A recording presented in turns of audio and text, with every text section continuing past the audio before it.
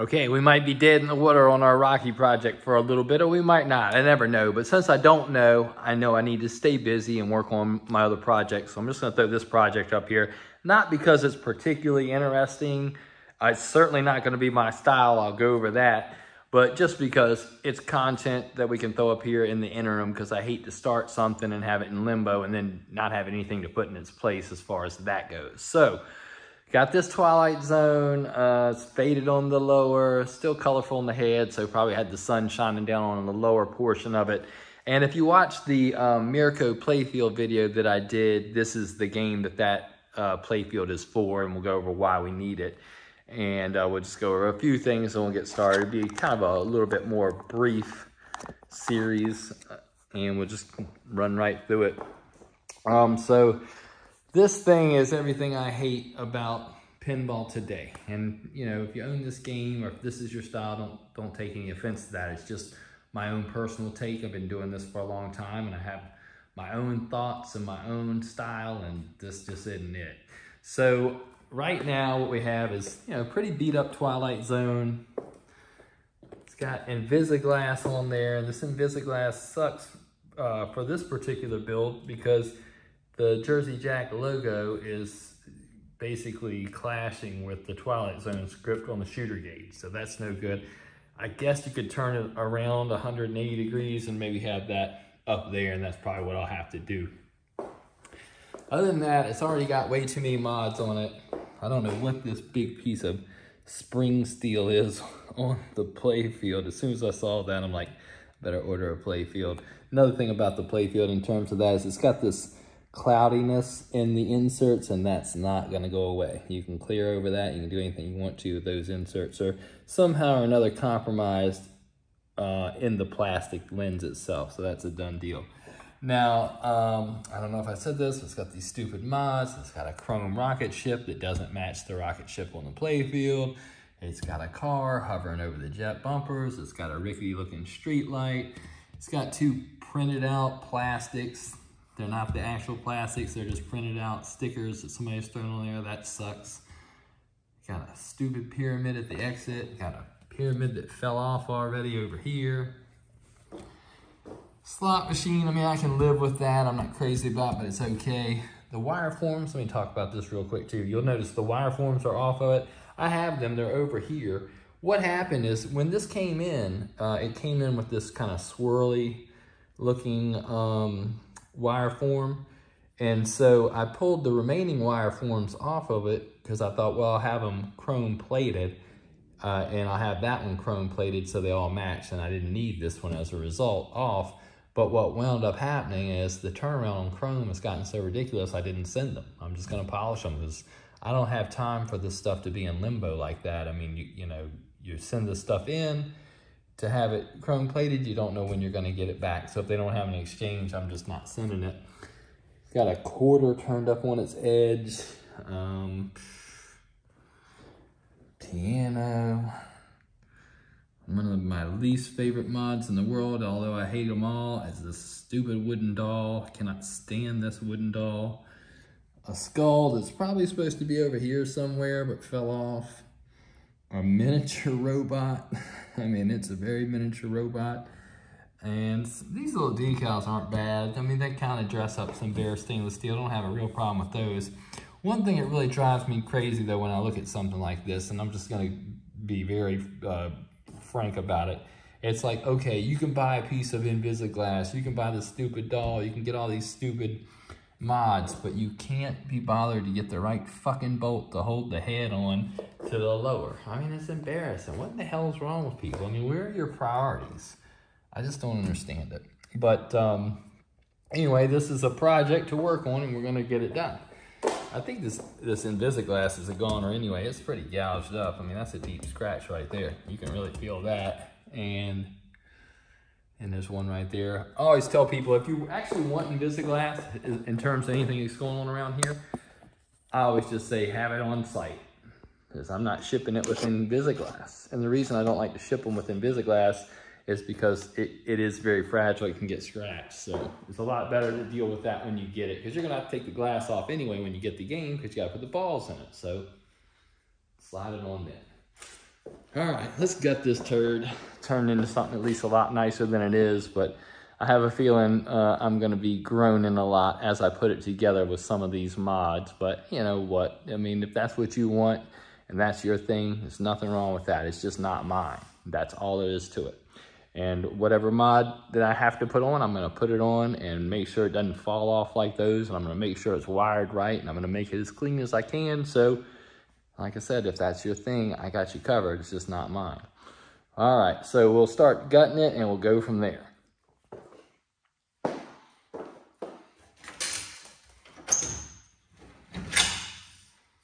Jesus, man.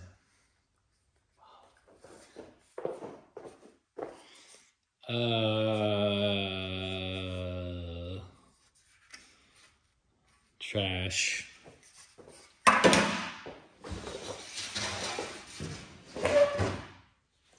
Trash.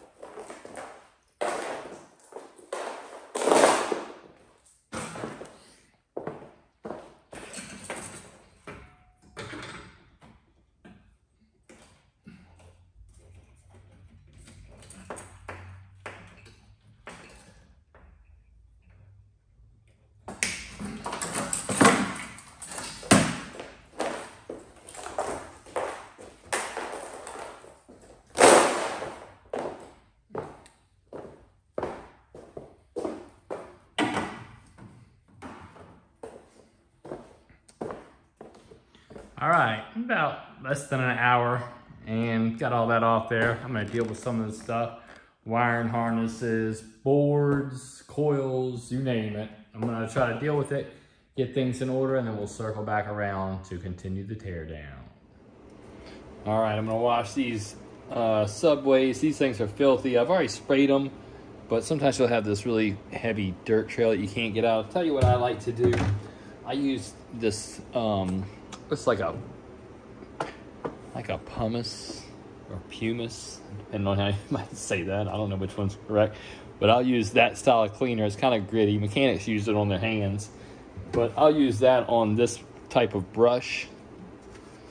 And I will just get in there and that will get it out of there. Because just like it gets really stubborn grease and grime off of your hands, it will do the same thing with parts. I mean, you need to test them, but it's kind of gritty. I can't use it for paint prep like I do this Scuff and Clean, because Scuff and Clean sands. And this stuff right here is probably got an oil or a grease in it that would fish out paint. But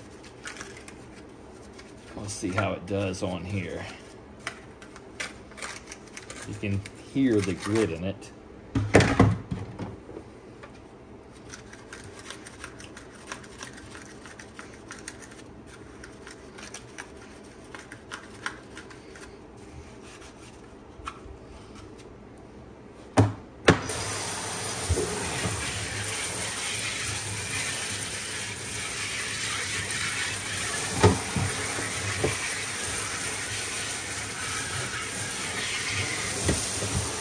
See, that knocked that heavy trail right out of there. That's gone.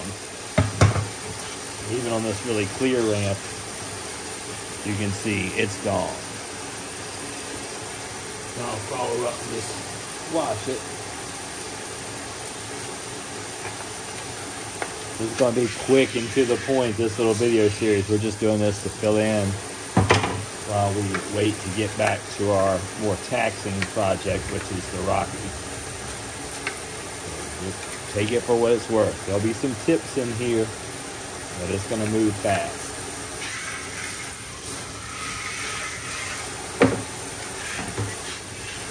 Now, another thing I'll talk about real quick is what I'll set a lot of these parts on. I'll use these puppy pads. We have to get these from Mr. Maverick because, you know, just he's a little heathen. So I use these puppy pads and I'll put them on this table. And I'll put these wet parts on there, and that way they won't harm anything because it's got the plastic underneath there, but they will absorb any of the water dripping off there until I can get around to drying everything. All right, let's wash all these boards.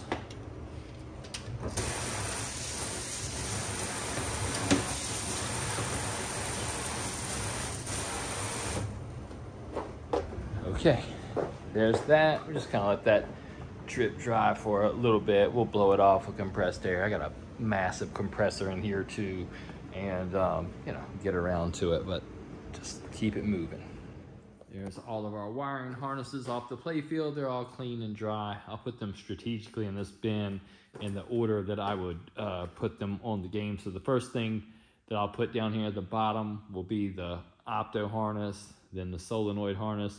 And I'll separate each harness with a layer of paper because particularly when you start dealing with this switch harness, which will go in there last, all those switch, basically the hooks, we'll call them, they get wrapped up in everything in there. They can make it really hard to get it untangled later.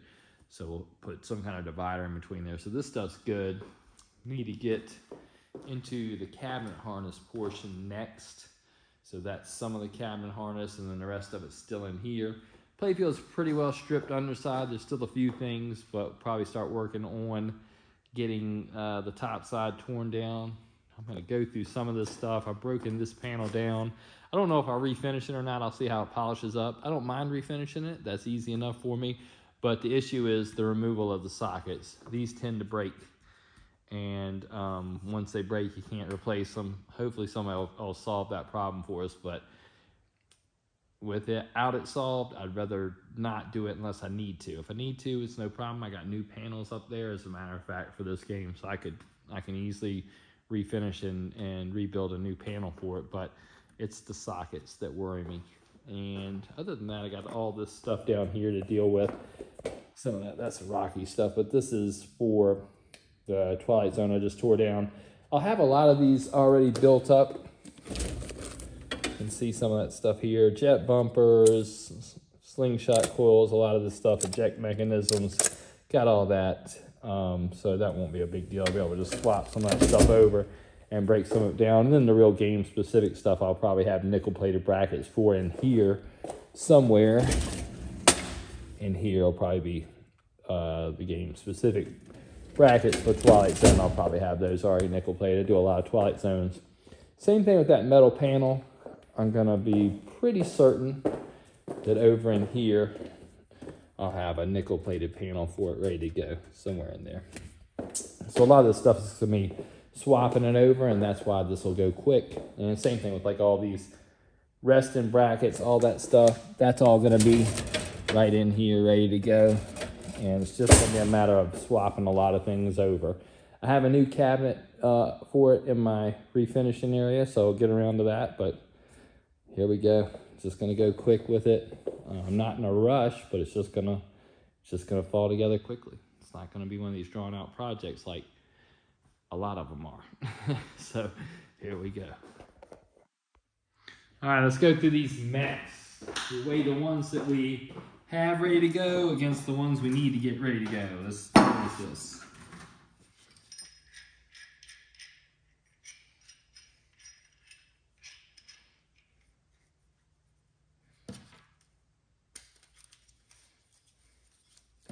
All right, these are done.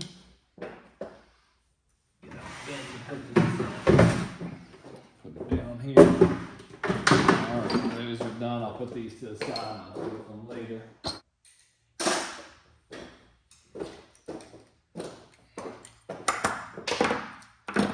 Now, this one's still under the apron, but it's ready to go. I gotta put a C-clip on there. That one's good. 2, 3 of these. Alright, done. Done.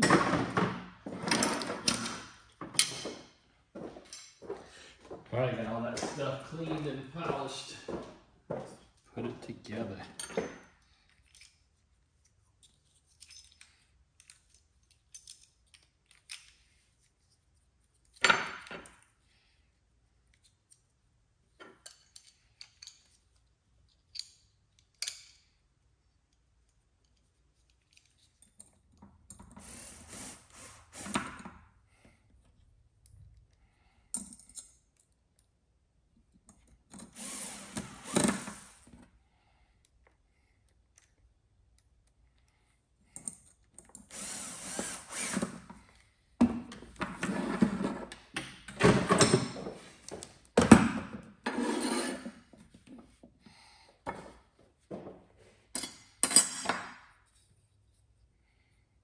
All right, let's see, where does that put us? So a pretty good pile of mechs already ready to go. We still got the flippers, but I'm just gonna use all new assemblies, so that's pretty much solved. There's a few more mechs on there, but good start to these. I'll put these over to the side.